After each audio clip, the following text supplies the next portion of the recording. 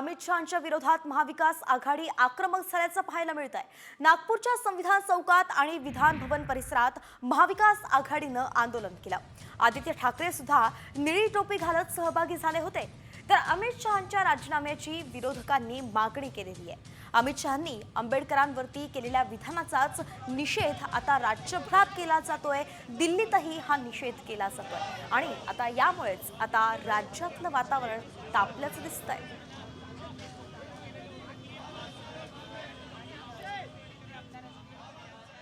खरं तर काही लोकांना वाटत असेल की हा फक्त महामानव डॉक्टर बाबासाहेब आंबेडकरांचा अपमान झालेला आहे। खऱ्या अर्थाने हा देशाचा अपमान झालेला आहे, या देशाच्या संविधानाचा अपमान झालेला आहे आणि त्याचमुळे या देशाच्या प्रत्येक नागरिकाचा अपमान झालेला आहे। आज हा देश पाहत आहे की भाजपच्या मनात जे विष आहे संविधानाबद्दल असेल, आपल्या न्याय